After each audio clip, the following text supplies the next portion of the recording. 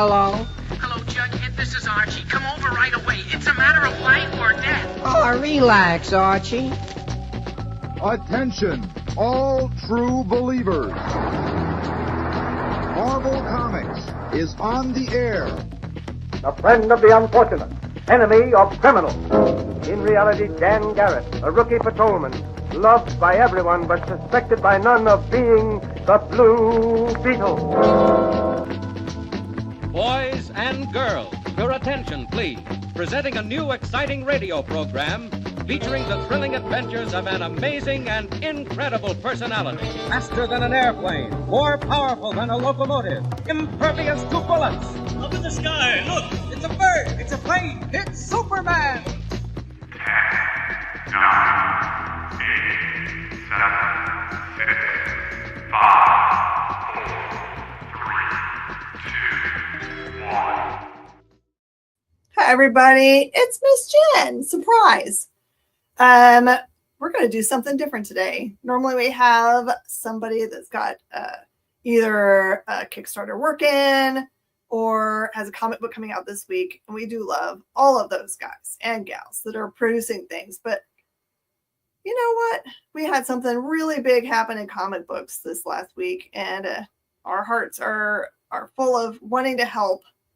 No one more so than Kyle. So producer Kyle. So we're going to instead today have a special show where we're going to kind of give you guys a heads up on some new shows that are coming up on the XP and a very special show that we're going to have to help do fundraising for Monarch Comics, who, although they didn't burn to the ground, everything that they owned was soaked completely through. So they have nothing. So we're going to try to do something to help them out. Specifically, Kyle is awesome, and other people that are donating to that cause. So we're going to get after some real serious talking about all that stuff right after this.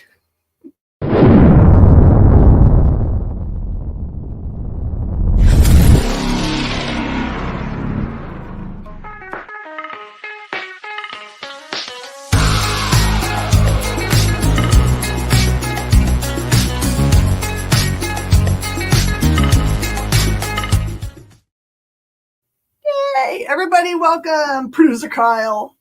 So with a hat. Hello.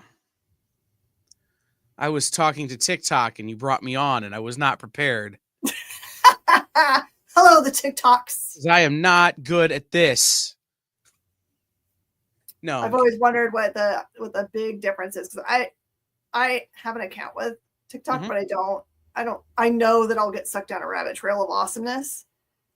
And, yeah, it's pretty addicting. Easy to distract. So like I said, I'm seeing all the people pop through my live over here on TikTok, and nobody's saying anything, which is fine. They don't know exactly what's happening yet. They just see me with a microphone, and they don't realize that I'm talking to you. And I don't know if they can even hear you. So we'll see what happens. But I don't know anything about TikTok Live yet. I'm still figuring it out. I just got it today. So we're doing some stuff and promoting the show, promoting the channel, promoting all of this kind of stuff over there. And hopefully, somebody stays around and watches for a minute and lets me know how bad I am at it. So, well, if you can hear me, I'm the disembodied voice of Jen King. Yeah, she's here. Hold on. We'll do this. We'll do this like a real bad professional. There is the show I'm on right now.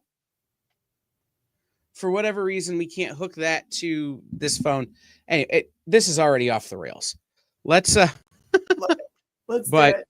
Needless to say, we're trying some new stuff today, and it's fitting because one of the things I'm here to talk about is the new stuff we're doing on the channel on the EXP. So Lieutenant wants to know what the TikTok name is. It's producer.kyle.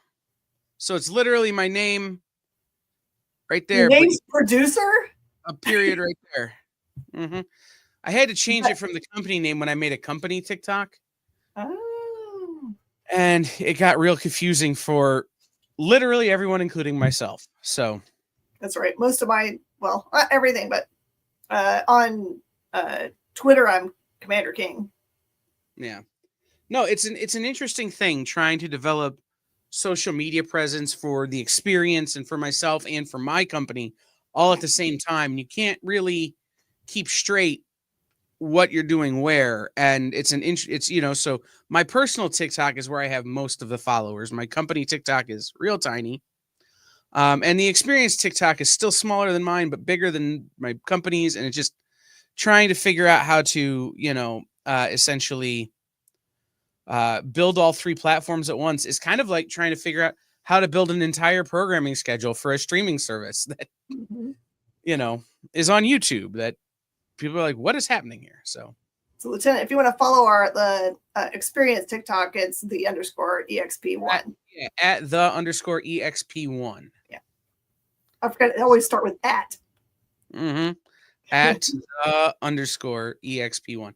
So, like I said, it's a fun thing to try to grow different social platforms and different, areas of interaction while at the same time trying to focus on keeping the quality of the shows up and keeping new shows coming and all of that kind of stuff.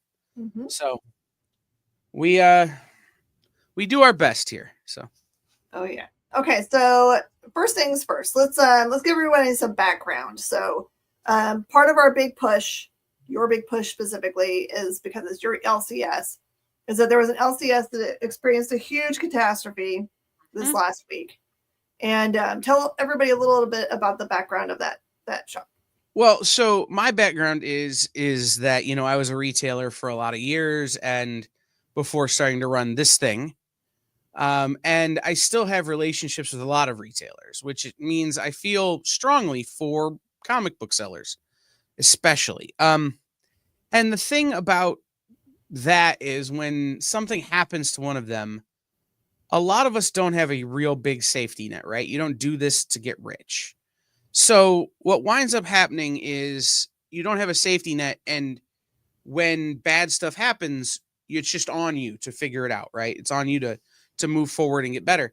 And there are great organizations like Bink, and we had Koo on a few weeks ago to talk about Bink, and there are great people in this business who are always willing to go out of their way and help.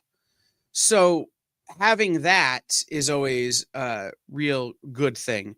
But when a shop that you have a relationship with has a catastrophe like a fire, which is what happened to Monarch, there really isn't a ton to do, right? And the reality of that situation becomes, if you have a fire in a bookstore, there is no possible good outcome, because I think I said it to you and I've said it to a lot of people.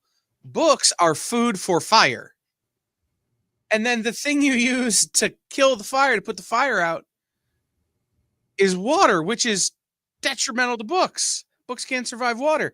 So it brings into this, there is no good outcome once fire is introduced to a bookstore. And, that kind of thing happens more regularly than we'd like to admit around here in comic books. But while you wait for your insurance to come through and your landlord to come through and all this kind of stuff to get you back on your feet and get moving again, you just lose everything.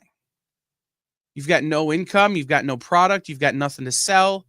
So you just kind of are like, well, I guess I can go drive for Uber or whatever. And so doing things like we're doing tomorrow on my live sale, doing things like we're doing, on the GoFundMe, help keep those guys working in comics while they wait to rebuild. That isn't the question you asked. Yeah, I want to know about the guys that run this place. How did they establish themselves?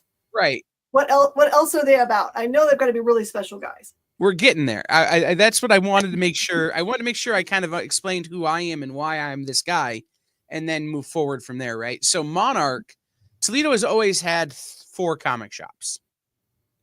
So where I'm at, Toledo, is 4 comic shops: Monarch, JC's, and the Toledo Game Room. Or they used to be called Great Eastern Comics, which was the first LCS I ever went into. And then there's a 4th always. So right now it's a company called Freedom Comics. It was my store for a long time. There are others that come and go and pop up and close and all this kind of stuff. But the 3 have always been around. I don't want to go into the classifications of the other 2, but Monarch has always been the store that is the most community centric in terms of the comic book community. The other stores have communities that are their communities that they, you know, obviously support, be it gaming, be it toys and action figures, be it other kinds of collectibles. Those are the other shops. But Monarch has always really been comic centric. They had the biggest selection of trades and graphic novels in town. They had a ridiculously nice back issue section. And what I mean by that is some of the other stores have more back issues. Yeah. Monarch's was curated. Ooh. You weren't going to dig through the back issue selection at Monarch and have 37 copies of Warriors of the Plasm #1. Hey, don't knock that book. No, but you know as well as I do that I have a short box of them. You would find much more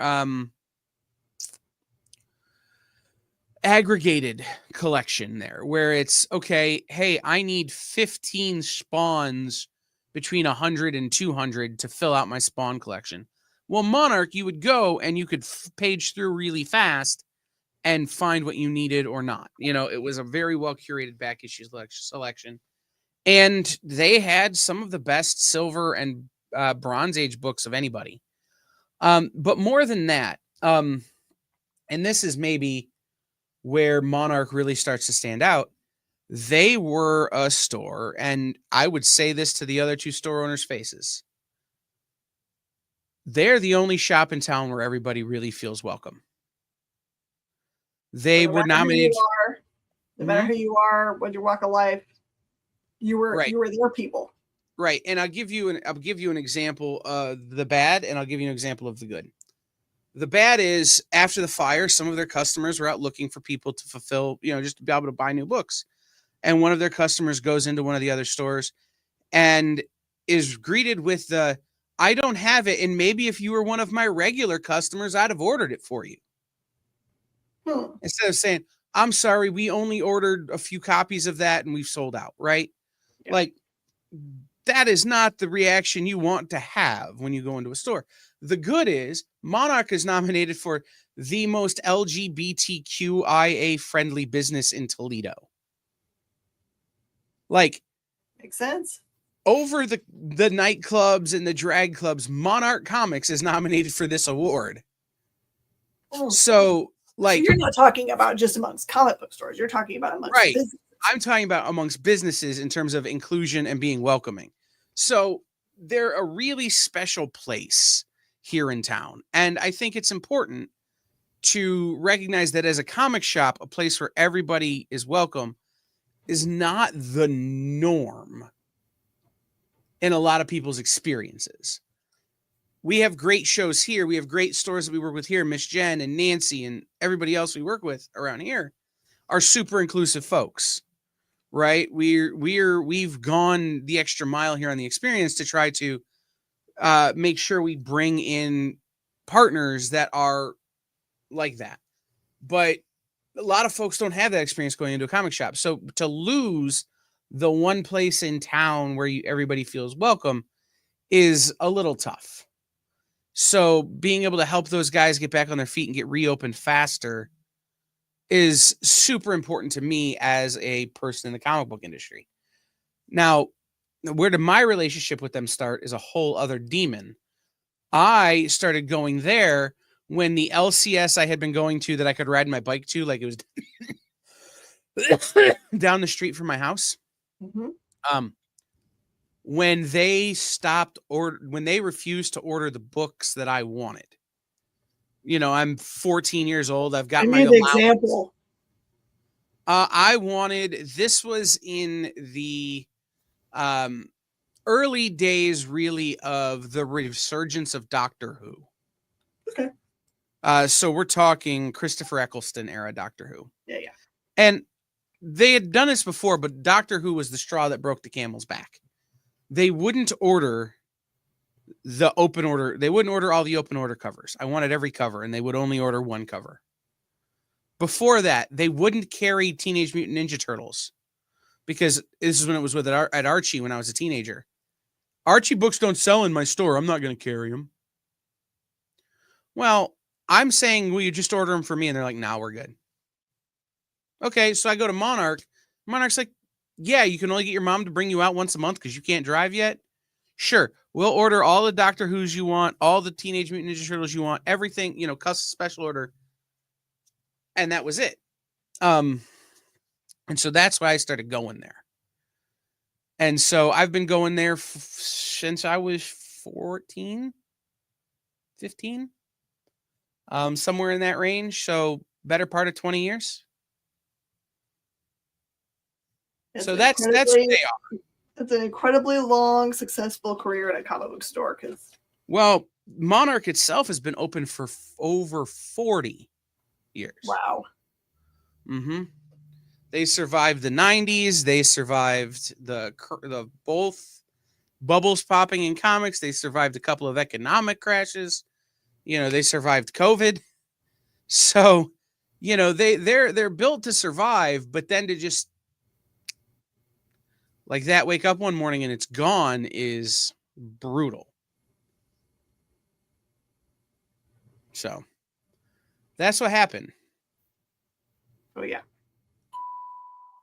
So people might get nosy about it. So for you guys know, the fire looks like it started in like a sign that was in a store that was down the way. It wasn't even something that started in their space. Right. The building has this facade that comes out over a sidewalk in front of it, and then the buildings are the actual business set back. It looks like there was an electrical fire in one of the signs for one of the other businesses that spread down. And Monarch actually didn't get any fire in the store. What wound up happening was this facade was smoldering and was so hot that the fire department was worried it was going to flare back up. Mm-hmm. So what they wound up having to do was bring in a front end loader and knock the facade down and hit it with the high powered hose to get it out, to get the fire out. And that's what actually did Monarch in, was the water had nowhere to go, because when they pulled down the facade, they pulled down the entire eaves drainage system, the entire water drainage system. So it just pooled on the roof. And if you've ever seen water before, it finds whatever little cranny and nook it can find to get into places it shouldn't be. And so that wound up falling down into their drop ceiling and caving in their drop ceiling. So it's actually all water damage and not necessarily smoke and fire damage. So, yeah. Well, it's horrible circumstances, but you know what's so cool about it is that you can speak to this more. It feels like immediately that their entire community showed up asking how they can help. So much so that they had to tell them, we can't, I know we want your help, but we can't do anything right now. Well, so this is a story that I don't know has been told, and I'm going to tell it out of turn. And Ed, if you see this, I'm sorry if you didn't want this story to be told. But Ed and Brian from Monarch were the first people, other than the fire department, on the scene from the building. They beat the landlord. They beat the other property owners there, the other business owners, because the fire department had to break down their front door to check and make sure there was no fire in their building, in their spot, which set off their burglar alarm. So they got notified that somebody was breaking into the store, and they show up and the place is on fire. And Ed's like in shock watching it, calling the landlord going, "Hey, you maybe ought to come over here." So yeah, they didn't have a way to secure the building necessarily, and they don't have a front door. So they had to brick all that stuff up, wall it all up with plywood and stuff. So the only way to get in was through a back door, and there just wasn't enough work for the number of people who wanted to show up to help, because there's certain things that just as an average person you can do, and there's certain things you can't do. Those guys can't go moving the electrical lines that are hanging from the ceiling, because that's a risk even though the power's shut off. Mm-hmm. They can't, they've got a professional cleanup crew to come in and do a lot of the work. So their goal was just getting volunteers to help save what could be saved. And like they were lucky that between bags and boards and the way things happened, like a lot of their back issues were totally savable. Because the bag and boards protected the comics. So all they had to do was replace bags and boards, because the comics themselves were dry. They had to throw away the boxes, but the comics were safe, which is a blessing on some level, I would imagine. So they made this sort of transition that way, and just more people were showing up than they had help for, than they had work for. Like, so that's why people like myself and others have been like, well, let's fundraise instead. Instead of going out and, grabbing a shovel, which we're all willing to do, let's fundraise instead to make it so these guys can keep going. So that's what we're doing. So does it look like the building is salvageable, or are they going to have to level the building? It is salvageable. They expect it'll be a year before they can get back into their space. Now, I will say this. In the meantime, they've arranged for a temporary space in the same plaza. Oh, nice. Where they're going to reopen. Well, it's a barber shop, and they're not allowed to make it not a barber shop. Can you sit in the chairs? I'm really hoping that I can go sit in a barber chair and read comic books, but we'll see. So basically, they're going to have a very temporary sort of half store that is going to kind of be their operations, and they think it'll maybe take them 2 or 3 weeks to get that up and running. Haircut and a comic, 2 bits. Jay, there is no profit margin to be left at 2 bits. But they'll be able to start over and at least start serving their pull list customers in just a few weeks in that location. But ironically, the landlord's telling them if they rent it as a barber shop in the meantime, they're going to have to move again. So trying to get a little bit more permanence, trying to get them a little bit more cash so that maybe they can get a little something more permanent during the year while they're trying to fill in. So. Yeah, things like this can get really difficult. It kind of depends upon whether your landlord's cool or not. Like literally by the letter of the law, you still have to pay rent even if you cannot habitate. Right. And that's kind of the negotiation they're having. And like the other thing anybody who's ever dealt with insurances know is that, it looks like that might not have been entirely that little corner right there that, has no effect on this particular proceeding, isn't exactly code compliant, so we're not going to cover you. Insurances try and find a way. Insurances try to find a way to not pay out. So that is a battle they're having to fight as well, right? It's like, well, it wasn't actually a fire in your room, in your space. It wasn't actually flooding in your space. It was adjacent space. And then,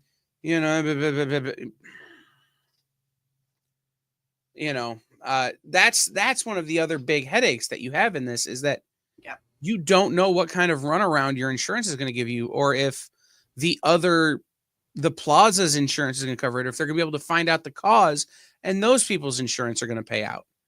You just got no way of knowing. And at the same time, I will say this, product replacement insurance for a bookstore is so expensive. Mm-hmm. I mean, Jen has probably quoted a lot more recently than I have, where it's $700 a month. Yeah, so expensive for product replacement. So a lot of shops, and Monarch was not like this. Monarch had coverage, but a lot of shops only have liability. They only have coverage for if you get hurt or something in their store, because they're paying insurance from the landlord or for the rental agreement, right? Like where they're covered by that insurance. So it just gets real convoluted. Mm-hmm. So just know if you hear about a shop having something like this and going through this, when they're asking for money, saying, well, insurance will get you. Not always, sometimes it takes a long time for the insurance to help you out, or if the insurance even agrees to it. So it's something that people don't think about. So tell us about the show that you're going to do. How is this working, and who all has donated and is involved? So tomorrow night from 8 to 10 here on the EXP If you're watching on my TikTok, it's at the EXP on literally every other platform. We're going to have back issues, key issues, all kinds of stuff for sale. We have 2 original paintings from Tony Maiello, who's an artist who, Jay, I put him in the brand. I'll just do it. These are watercolors on artboard. Wow. That Tony has donated for us to sell to raise money. Downtown Comics was sending me slabs, but were unable to get them here in time. So they are supporting the stream and giving through the GoFundMe. We also have Buy Me Comics and Toys. Buy Me Toys and Comics. Buy Me Comics. Buy Me Comics and Toys. They are supporting us as well in that regard, but I don't know with what yet. Then I have a not insignificant collection of books that started at Monarch and have since become my collection, or I've bought collections from people as I've had my shop that I know these books started at Monarch. Those are all going to be available for sale tomorrow. And we're going to do a lot of stuff at Best Offer. So I know it's pretty common around here for people to show up, and if we do a Best Offer, it's they don't want to bid it up because they know somebody else wants it. Tomorrow we're going to not do that. We're going to do a silent auction rules. You're trying to make the other guy pay as much as possible, because all of the money from the sale, literally every cent that isn't credit card processing fees, will be going to Monarch Comics to help them as they transition in this. So I have those things that I showed you, that art. I've got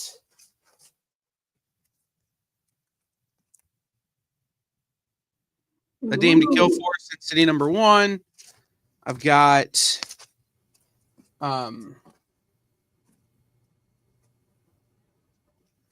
some nice Swamp Things. Let's see what else. Oh, this is one of the older books, Mystery in Space from DC. One of the older books that I know that I bought at Monarch. Some Strange Tales. We've got Thor. We've got Warlock. We've got Teen Titans. All of your big favorite characters. I've got some detectives that are they were originally 15 to 20 cents that are going to be there. I've got double-digit Daredevils that I bought there as well. So, plus I'm tapping my own collection a little bit. Some of my Eastman inventory will be coming up. I do have some Turtles to target Nope. Mr. Nope, who's in the chat, is a big-time Turtles collector who's bought a ton of Turtles for me. I do have some Turtles for that, but, just all kinds of stuff. And then we have some guests joining us. I will be co-hosting. Jay will be there, obviously, but the Rodrageous Rod Lee will be there to keep it sucker free. Rod is also a customer of Monarch Comics. Give him my love. Mm-hmm. Give him my love. I will. But Rod will be joining us as co-host. I will have guest visits from at least one creator who has had their career helped by Monarch Comics, if not more. So they will be joining us as well, and they will be selling their stuff with the money also going to Monarch. So that is the goal there. That's tomorrow night, 6 to 8, here on the EXP. Okay, 6 to 8 Eastern? No, 8 to 10. We're already on a show 7 to 8. 8 to 10. 8 to 10. I promise I'm good at this. So I have a question for you. Yeah. I have to sell new comics on my channel for the first hour, but can I hop over the second hour? Just tell everybody, come with me. We're going over here. Yes. Okay. We'll figure out how to do that, because that's what I want to do. Because then I can I can pull a bunch of stuff and do what I want to do and not cancel my own show and bring all my people over. So yes, we can definitely handle that. And like I said, guys, I'm going to play games. I'm going to do some other fun stuff to kind of make it interesting and to try to, again, all of this money is going directly to charity and helping these guys get restarted, helping these guys figure out their life going forward. And so again, I'm still coming up with stuff. Like once I get done doing this, I'm moving over there where my inventory, will get shown and kind of coming up with how I'm going to lay things out. And we're going to do all kind of stuff. Well, that's awesome. I know that surely other industries have the same kind of camaraderie, but I kind of feel like ours, because it's just by the way that it operates, has always had everyone kind of like it's harder than harder than I think other things are. Maybe everyone's industry, maybe it's the sewing industry is the same, where everyone's always like helping each other out. But I feel like ours, especially since we've all gone through hardship, that when somebody comes up against the ropes, that we're like, oh yeah, it could have happened to us, so we were going to show up. Yeah, no, it's true. The line I give when I talk about other industries that are similar to ours, like I was in radio and television before I was in comics, is that there's such a small fraternity of people who get to do this for a living that we all, even if we don't know each other, we all know each other. Mm-hmm. Right? Like Ed and previous to Brian, his partner Steve, have been so far removed from things like Retailer Summit and Comics Pro and this kind of stuff just because of their age and how long they've been doing it and the way their shop operates, that they don't necessarily know all the people I know or all the people you know, and like you don't know them, but at the same time, you know them because you are them. We're all in the same boat, right? So it's this weird small fraternity of people who get to do this that we all feel connected. Like when I had breakfast with him yesterday, and I said to Ed, I go, man, I can't imagine how you feel. Well, I can, because I have had this nightmare, but I haven't had to live it. So I can't imagine how it feels, really. And it just, that's kind of the reaction I'm getting from everybody is, I get it. I can't imagine it, but I get it. Yeah, we had the same kind of reaching out from people during the aftermath of Harvey, when there wasn't anyone untouched in our community. And so we adopted like 7 families. So there were 7 families that either were part of our staff that had lost everything, or were part of our comic book community that were part of the store that had lost everything. And people just from everywhere, like Mile High sent us stuff. I can't even remember how many people. Everybody, like creators, we got original pages from all over the place. People really, really like sent from their heart so that we could sell those things and help people replace the sheetrock in their whole house, Right. It's like some of these people are retired on fixed income. It's like, right. Well, and right. And that's why Bink is so important to comic shop owners, right? And for comic shop employees, is that, okay, we can help them. We can raise some money to help get the shop back up and running. And that's great. Mm-hmm. But these guys have had their entire lives upended as well. Right. There are other businesses in this plaza who are, they've been next to a frame shop for 20 years. She's just done. Like, it's the same thing, right? They have all wood and some metal. She's like, I'm not even going to reopen. Like, I can't do it. So like, once Monarch reaches their goal and they get their temporary location open, I imagine that some of the fundraising that we are doing will go to help. Ed will help Laura, who owned the frame shop, sort of with her transition, right? Mm-hmm. And it's help the servers from the restaurant that are now without work. That kind of stuff. We'll be able to help all of them through this fundraising effort. That's awesome. So, all right. So that's tomorrow. Do not miss it. Please spread the word. I know that you guys are really good. Like, if you don't have a bunch of extra money right now because of the time of year it is, you can help by just it's a share button. So also we've got some new shows that have started and are starting soon. So we want to get you guys all hyped about this. So this is the, like everyone likes to have new news that no one else knows. Now you can know things that no one else does. I think we owe the Kelsey brothers $2 now. Oh no. Because that's their segment on the New Heights podcast. Yes. New news. Now it's $4. I think we owe the Kelsey brothers. But yeah, we do have some of that. So do we want to just dive into that, or we want to take a break and come back and do it, or how we want to do this? Let's just go through. All right. So Jay, I'm gonna overproduce the show for a second, Miss Jen. Overproduce? I don't know what that means. Overproduce the show. Jay, can you play the spot for Order Up?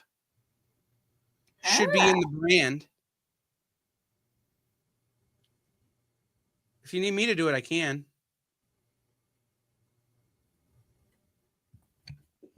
Yeah, I see. Oh, the spot. I'm looking for the intro. My bad. I got it. Here we go. FOC, a comic industry term for the final day a new comic can be ordered by a local comic shop. So, what does that mean to you? Well, it's your last chance to order a new comic book from your local comic shop. Order Up, the FOC show will go over every book that's about to be cut off every Friday afternoon. I'm going to highlight some of the stuff that I think is really worth paying attention to, so that you can put in an order at your LCS for as many copies or as many variant covers as you want. Sometimes the store needs to know to up their orders. Never miss out on a popular comic again. Order Up, part of the experience. Now I'm hungry for eggs and bacon. What is wrong with you, Kyle? I also am hungry for eggs and bacon. But also, when you call a show Order Up, you've got to have a diner theme, right? Like, that's true. You got to hear the guy going, ding, order up, So that's where that came from. But Order Up is hosted by Matthias Lewis, who is, again, a friend of Jen and I, but a friend of so many people in the comic book industry. And during that time, he talks about, during the show, the first one was like 45 minutes. The second one was closer to 2 hours. The show is going to be how long the show needs to be. Sure some weeks there's way more stuff that we want to talk about than others. Right. The idea is to share with you, the comic book buying community, what is on order the following Monday. So on Friday, he talks about things that get cut off the following Monday. So final order cutoff is the last chance stores have to adjust their orders on certain books. So if you want certain books, you got to tell your LCS to order them, right? You want certain variant covers, you want covers by certain artists. You can't just rely on your comic book shop to like read your mind and know. So you're right. Like Jen is not, what was Johnny Carson's mind reader guy? The great Somethini. Right. Whatever. The great, whatever. Not a mind reader. So the best way you can do that is by calling up your LCS or going into your LCS over the weekend and saying, hey, I want to order these books. Can you order them for me? They're on FOC on Monday. And then your LCS knows what you're looking for, your local comic shop. We literally have 2 customers that either watch that show or look at Previews World and call or send messages to the store on Monday morning ahead of Shanice making the order. So it's 100% guarantees that they're going to get those books. It's kind of crazy. It's like magic. Right. It is. And it's the best way to help your comic shop not over order stuff, to order an appropriate amount. It's the best way to ensure you get what you want. And it helps stores to know what might be popular. If people at FOC are asking for a bunch of ultimate absolute Batman #1, 3 months before it comes out, now your local comic shops know, oh, maybe I need to order up on this. I need to order more of this book because it's going to be popular. Right. And so that is kind of the premise of Order Up, right? Is it's a show where you can go and you can say to your local comic to find information, to say to your local comic shop, this is what I want. And so, again, the show will be as long or as short as it needs to be to tell you everything you need to know. If it's a big week, the show will go longer. If it's a short week, the show will go shorter. The next couple weeks are pretty small, so it's going to be shorter weeks. So we're going to have different focuses. We're going to have different sort of like this week is going to be a lot of indie books, right? Vault and Sumerian and companies that size, some of the much smaller print operations, some of the much smaller comic book companies have FOC, whereas Marvel and DC don't because of the holiday. So, we're going to focus on that and help people to understand some of that stuff. Maybe because you're not distracted by the Marvel and DC, which has already been FOC, you'd be like, oh, now that sounds super cool. Mm-hmm. Right there. That's the idea, is that on these weeks where there's less on offer, there's less to FOC, there's more time for you to say, hey, I've been interested in, I'll give you a great example because I think people are sleeping on it. I've been interested in some of the Red Sonja, the new Red Sonja stuff that Dynamite is doing. Can we back order some of that, or can I order the trade? Because they might be on FOC when somebody else isn't. So you get a second to kind of look at, oh, maybe this is an opportunity for me to try something new. So. Oh, yeah. Sorry, I just wrote something down because I was inspired by something we said. I write things down. I will not remember them. I was talking to Kyle about this today. That you get to a certain age and you're like, you have every intention to do a thing. You read an email and you're like, I'm going to focus on that a little bit. I'll go back to it. And then like something else happens and then it's overwritten. Right. No, it's true. I get that. So like I said, and well, that's the other part, right? This show stays live on YouTube. The show stays up on YouTube. Mm-hmm. So if you're watching it on Friday and you don't quite remember what you heard or what you saw, or you catch something out of the corner of your eye, or you hear somebody like our guest from last Friday, Cena Grace, talk about thirsty Nightwing covers, which, by the way, there is a cover of Lex in the City, which is written by Cena Grace, where Nightwing is a thirst trap. It's a whole problem. Isn't Nightwing always a thirst trap? No, but this one is totally like, he's got his hand behind his head and he's got that look on his face like he's trying to get you to subscribe to his pay-per-view Instagram or what, like it's a whole thing, man. But no, like if you catch something out of the corner, you go back and rewatch and you can make notes, and then you go to your local comic shop on Saturday, Sunday, or Monday and say, hey, this is what I'm into, yada, yada, yada. Kyle, I think someone needs to start a new page called Only Batman Fans that has only pictures of him. Jay, get on that. We need that as a revenue stream for the experience. Miss Jen just said it was okay for us to start an OnlyFans where we only post Batman covers of thirsty Nightwings. That would be hilarious, and then point people to comic book pages instead. Right. But no, it's so that's FOC, and that's why that show is important. And I think it's going to be a really valuable resource to a lot of customers who are, a little bit used to their store not ordering everything they want or routinely miss out on things. I can remember, being a young comic book fan and going into a shop and not being able to find the book I went in for because I didn't know that I could order it ahead of time. Right. And it's like, well, now I've missed this crucial part in this Spider-Man story. So when I get the next one, I got to try and figure it out, or I've got to go to another shop, or I've got to borrow it from a friend or whatever. And it makes it hard to collect as well as you'd like. The other thing is, if you know that one of your LCSs, if you've got multiples or whatever, if you know that they have like a TV in their space that they run things on, you could let them know about it because we really don't brand it in any way. So they can put it on and use it for themselves as a way to like have an in-store interactive, this stuff is dropping on Monday. Let us know this weekend. Or they can even just share it on their any social media. They can share it so people can just review it at their leisure. So yep, and we try really hard to be a tool for everybody. Right. And we try really hard to keep it absolutely family friendly. This past week's episode, got a little bit F-bomb heavy, but we're going to correct that going forward. Just because sometimes, these creators, they they talk the way they talk, and I'm not judging anybody, but I know some of your more family friendly stores will be like, but we're gonna fix that going forward.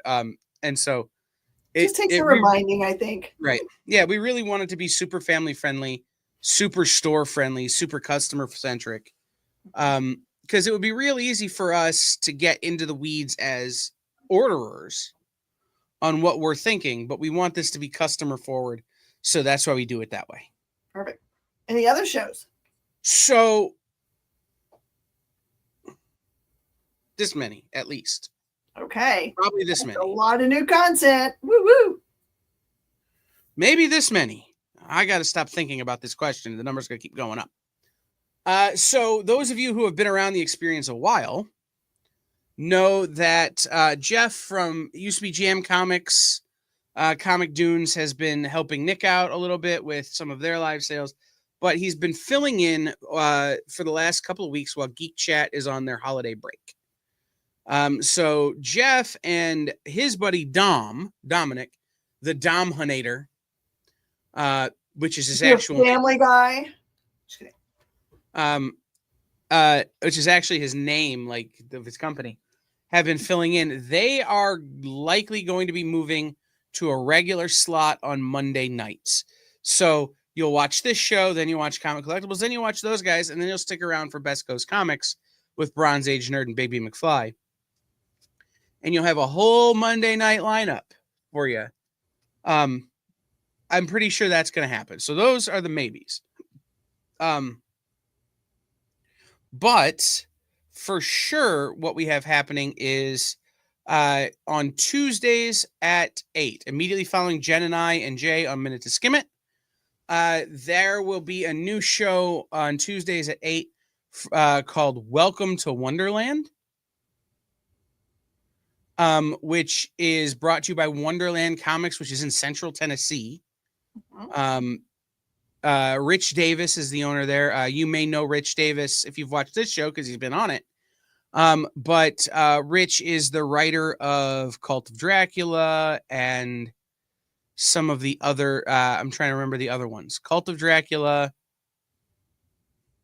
My brain just stopped. They're all vampire books, but they're all something of Dracula. They're all something of Dracula, but he's Rise of Dracula and Cult of Dracula. Cult Rise. I can't remember. Doesn't matter. They're awesome. Yeah, he's also a retailer though, so he will be joining us and offering a new show on Tuesday nights at 8:00, called Welcome to Wonderland. We wanted to call it Walking in Wonderland. Yes, Prometheus and Chains. Yes. By the way, the trade paperback for Prometheus and Chains drops this week.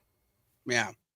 So anyhow, he'll be joining us and doing a new comic live sale every Tuesday. So Tuesday night, you'll have a chance to pre-order the books that come out on Wednesday, which will be nice, especially for those of you who maybe don't have a local comic shop, right? You can find one at Comic Shop Locator, but there are people who live in areas where there aren't local comic shops. I'm looking at you, Lyle. Lyle's an OG over here on The Experience, for those of you who don't know, who lives so far north, Santa Claus doesn't need the sleigh to visit him. He just walks down the street. So it's a whole thing. But so he'll have the opportunity for you to buy books you just heard about on Minute to Skim It, and that you'd heard about a month or so prior on Order Up. So that will be super cool. We also have a new show coming that we've been working on for a really long time called The Grail. It has taken a lot longer to get it off the ground than I would have liked. But that's what happens when people get busy, right? And, we change directions and we try new things. And now we have a show that we're really proud of that we're going to be debuting after the first of the year called The Grail, which is if you want to start reading a character, but you don't know where to start, The Grail will tell you. The top 10, if you want to start reading The Flash, here are the top 10 trades to buy so that you can start reading The Flash, stuff like that. Yeah, super, super good content, super good, introductory show to help people know what to look for when they go to the local comic shop. And then the last one I have to talk about, I guess, is a new show that we're developing with Alex from Dynamite. Where we bring you some information on Wednesday morning about what are the books this week that buzz? That have the buzz? Yeah, the books that have a lot of hype behind them and why a little bit, and then which books potentially have hype that shouldn't. Things that are getting really, really pushed on the internet, but maybe the content doesn't necessarily match the hype, or, things like that we're seeing as trends with these books. So that's a show we're working on with Alex. That show will be coming, I would guess, rather soon, but I don't have a start date on that. Jeff and Dominator, assuming they are going to take the time slot on Mondays, will be starting the second week of January. Rich Davis will be starting the first Tuesday in January, so January 7th. Geek Chat will be back that same week, like January 9th. And The Grail will hopefully be starting by, I'm going to say 1st of February, but hopefully before that. So. Plus, the Producers Live sale will be back. Yeah. We're going to every other week after the new year. And a couple of other things that are rattling around in my brain, and things that, we've been working on for a while. So, be on the lookout for that stuff, guys. The experience is, if nothing, attempting like crazy to grow, to bring you more content, to get more people involved, to get more people to come around, to spread the word of what we're doing here a little bit more. So, if nothing else, we're attempting that. And so this was kind of a nice way to sit down and tell everybody on the air what we're doing. I want to thank everyone that's come, because you guys are the heart of what we're doing.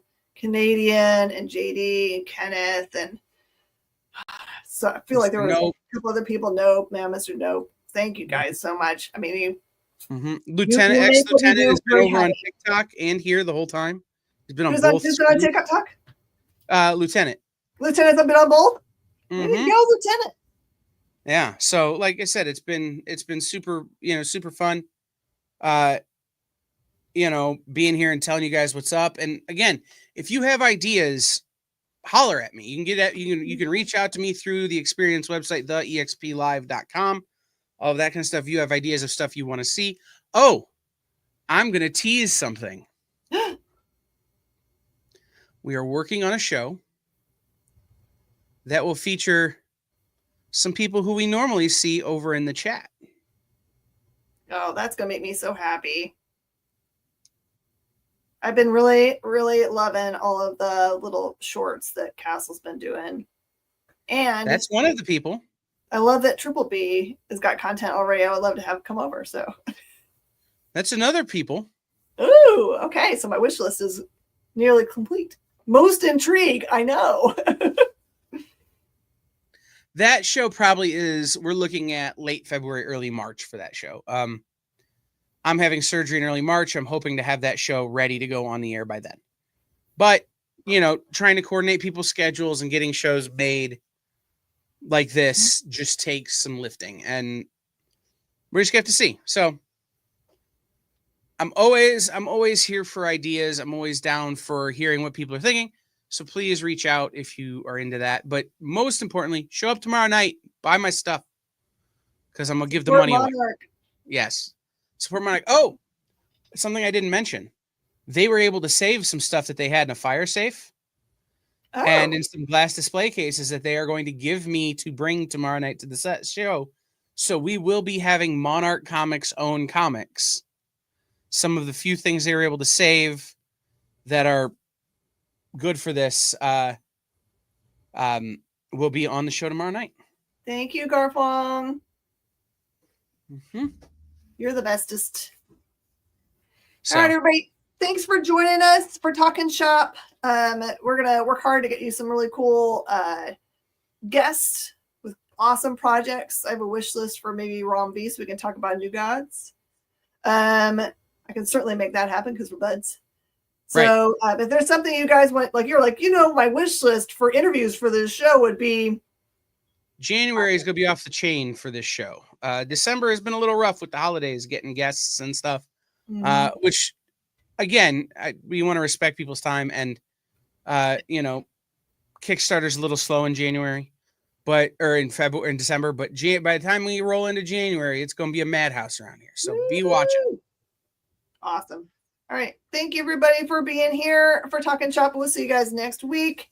Much love to you all. Join the party. Head over to our link tree to find all the links for everywhere the experience is all the time.